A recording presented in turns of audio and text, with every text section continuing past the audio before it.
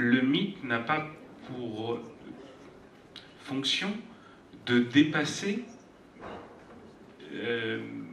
l'élément et l'événement culturel.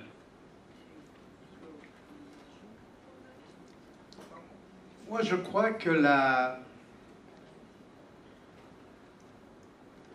que nous sommes obligés aujourd'hui, dans la mesure où nous sommes des sociétés d'individus, que les écrivains ou que les grands récits que nous produisons n'ont pas pour fonction de créer de nouvelles communautés, en tout cas n'ont pas pour fonction de créer des corsets symboliques, comme ça se faisait avec les anciens mythes et les anciennes genèses et les anciens récits. Nous produisons aujourd'hui des structures narratives et des structures mythologiques, entre guillemets, simplement pour nous aider à vivre individuellement, et ça fait une expérience qui est partageable par tous. Ceci étant, les grands mythes fondateurs, les grands mythes de l'humanité ont toujours fonctionné avec des archétypes. Il y a des archétypes qui demeurent, et ces archétypes s'imposent à nous.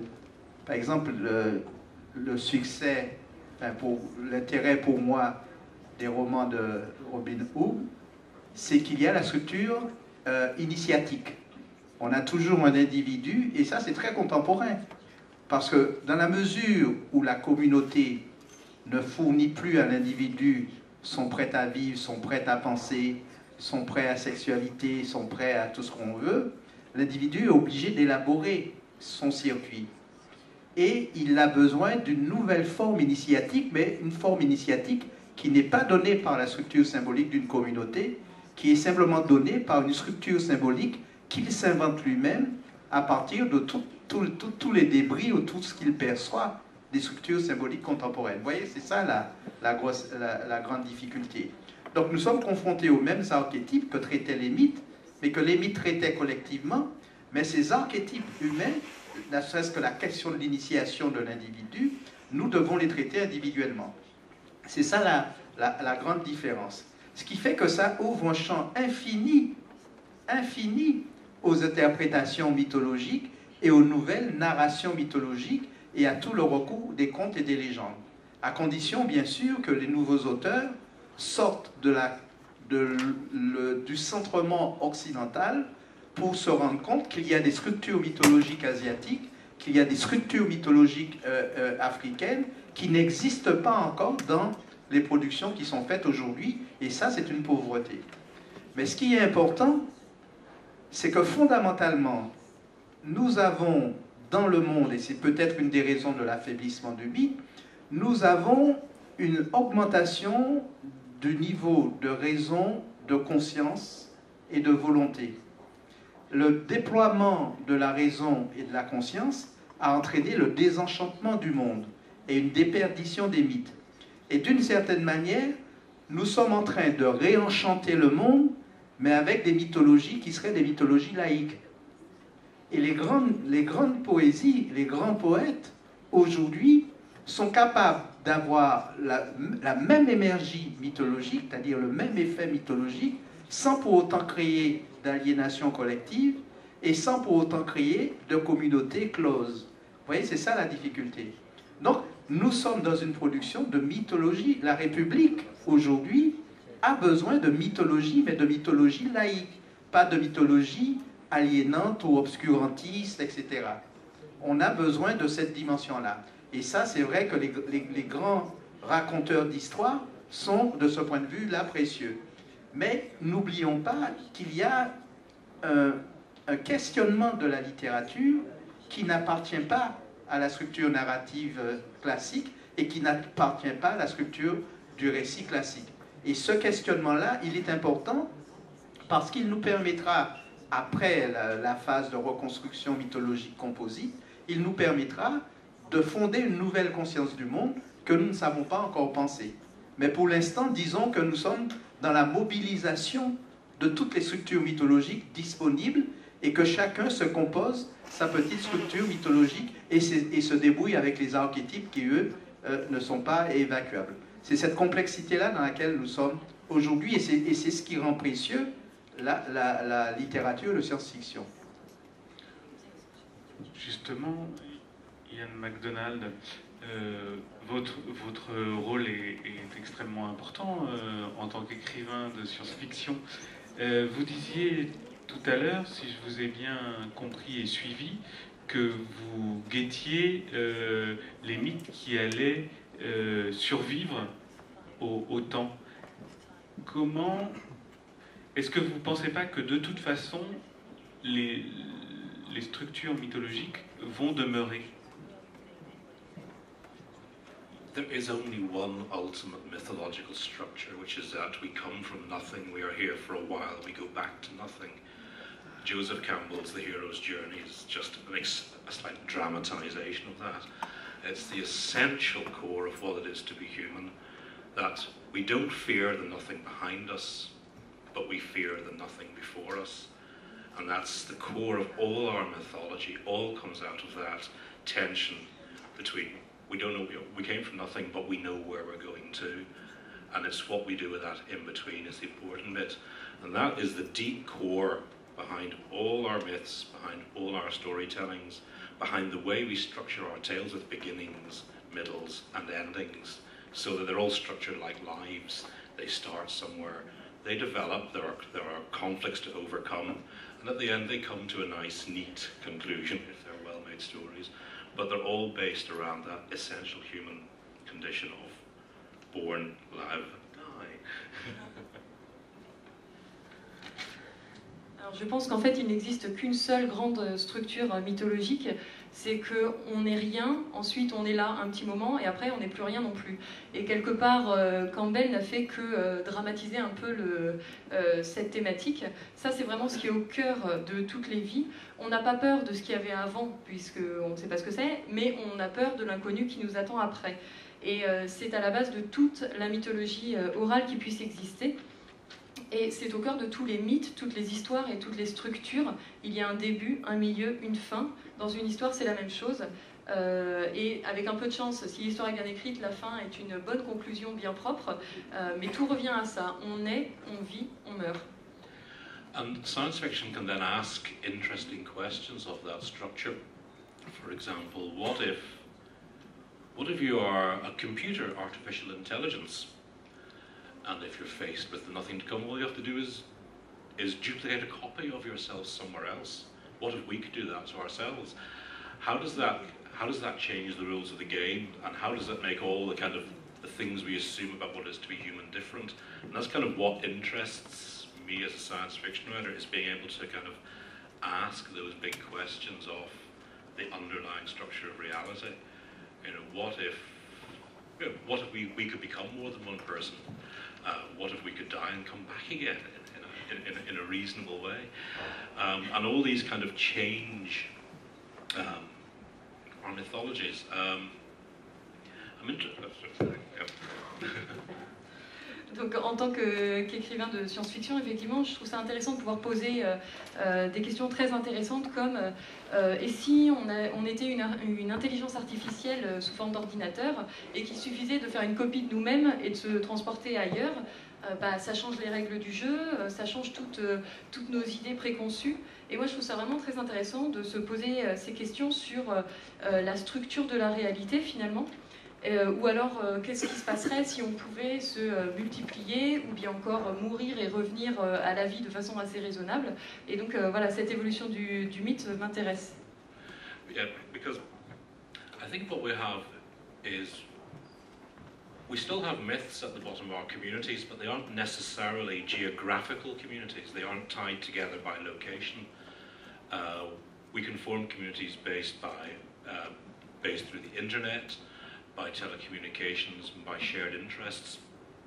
After this festival, I'm going up to a science fiction convention in Stockholm, in Sweden. And I will be on a panel, and we'll be talking about a mythology, a new mythology that's appeared. And it's a new mythological figure. And he's a man, he's the last of his kind, there is only one of him. He's always alone. He can take companions for a while, but only for a short time. He's lived for 900 years, and he may live forever. For any time he's in danger, he can regenerate into a new form. travel anywhere in space and time where people need him. And he travels inside, is this starting to sound familiar? He can travel inside a blue telephone box that can travel anywhere in space and time. And he is, of course, that perhaps last great British mythological figure, Doctor Who. But here we are, a group of people from all over Europe and across the world gathering together in a community with that shared common value of we understand Doctor Who, he is a mythological figure to us. And we can talk about it, we can play with the idea, but it brings us together and kind of gives us a common bond. So there are new figures appearing and new ways of forming communities around them, not necessarily based in one place, but perhaps through technology. I've done that. Sorry. Je pense qu'effectivement, les mythes ne forment peut-être plus des communautés d'un point de vue géographique. Par contre, avec Internet et quand on a des intérêts communs, on peut créer de nouvelles communautés. Je vais vous donner un exemple. Après ce festival, je me rends à une convention de science-fiction à Stockholm, en Suède, et on va parler d'une nouvelle mythologie. Alors il s'agit d'un homme, c'est le dernier de son espèce. Il est toujours seul, il a parfois des compagnons. Il vit depuis 900 ans et il vivra peut-être toujours parce qu'il a la capacité de se régénérer. Il est capable de voyager partout dans le monde où on a besoin de lui en se rendant à l'intérieur de cabines téléphoniques bleues. Donc vous voyez peut-être de qui je veux parler. Pour moi, c'est le dernier grand mythe britannique, c'est Doctor Who. Et donc, nous sommes tous des gens qui viennent de partout dans le monde. On va se retrouver et créer cette communauté de gens qui partagent le même intérêt et qui considèrent que Doctor Who est un mythe. On va en parler, on va jouer avec l'idée. Cette idée nous rassemble. Et pour moi, ce sont les nouveaux personnages qui forment de nouvelles communautés.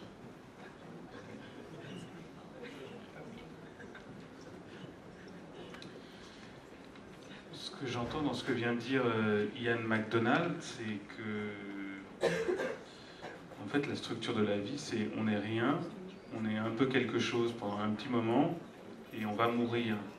Est-ce que le mythe n'est pas dans ces changements la permanence qui nous permet d'accepter l'échéance fatale?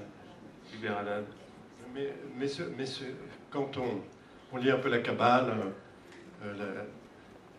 on sait que le rien et le tout s'équivalent.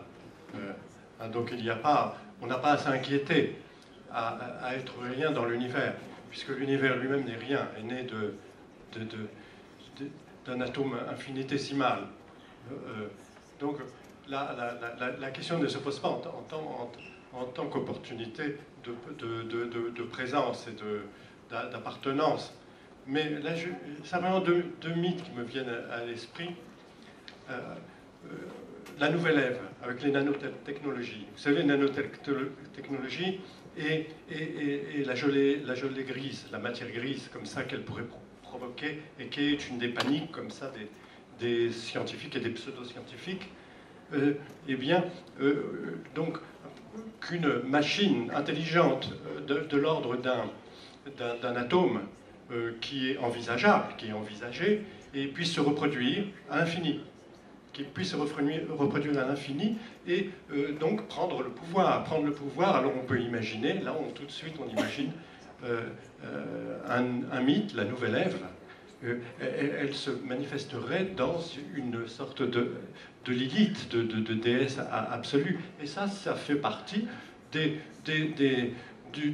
mythes qui peuvent rejoindre la science-fiction et la science tout court. Par ailleurs, les mythes sont réactualisés dans l'existence des poètes. Dans sa folie, Nietzsche a imaginé, a pensé l'éternel retour. Il a pensé, il a idéologisé pour exclure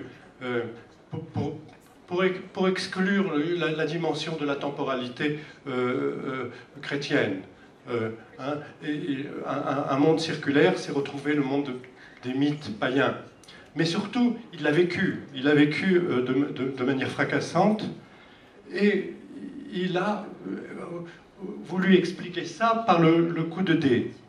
par le coup de dés. Il y a donc un univers qui a un nombre d'atomes comptés, mais infini mais compté. Alors forcément, les dés vont être jetés infiniment, et un jour, tout ce qui nous constitue et tout ce qui fait que nous advenons à l'instant présent va se reproduire.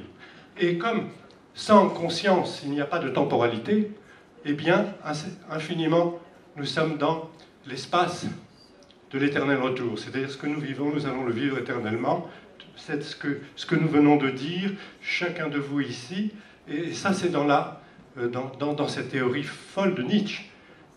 Probablement, il a vécu un fracas intime qui est celui de la proximité donc, de la disparition, où on vit cette chose, où, vous savez, la légende qui dit, qui n'est pas une légende, qu'à l'instant de la mort, toute la vie revient. En cet instant, en cette seconde, en cet micro-instant, la vie entière serait restituée.